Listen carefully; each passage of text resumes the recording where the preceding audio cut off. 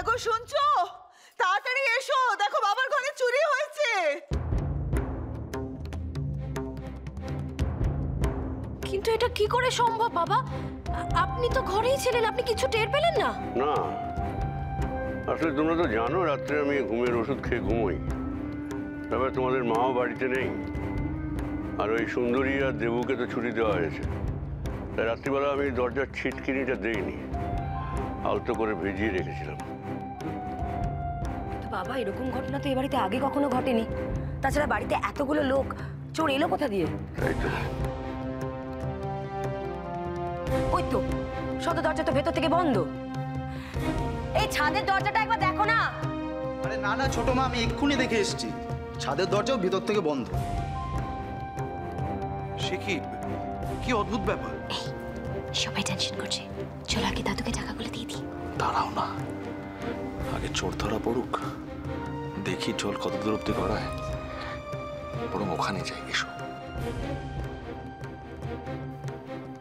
আচ্ছা, ঘরের সমস্ত দরজা জানলা যখন ভিতর থেকে বন্ধ, তাহলে বাইরে থেকে চোর আসেনি।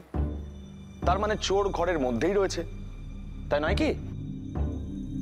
কথাটা কিন্তু খুব খারাপ বলনি গোরা। আমার মনে হয় এই চোরটা বাড়ির পোষ্য চোর। এমনিতেই তো সে অনেক কাজই করছে, আর সব কাজই আমাদের চোখে পড়ছে। এই তুমি এসব কি কি কথা বলছো? হ্যাঁ, জিগো চুরি করে যায়? না না, ওর দিকে ওইভাবে তাকানোর মানেটা কি? বাবা, এসব কথার মানে কি আমি জানতে চাই। মেজদা, সেটা তো আপনার জামাই ভালো বলতে পারবে, তাই না? ইস, পুরো ফেসে যাব মনে হচ্ছে। এই অসভ্য দুটোর জন্য আজকে আমি ফাঁসবই। ছি ছি ছি ছি ছি ছি। ছোট, জিকোর বাবা মা আমাদের বাড়িতে অতিথি হয়ে আছেন, আর তুই তাদের সম্বন্ধে এসব বলছিস?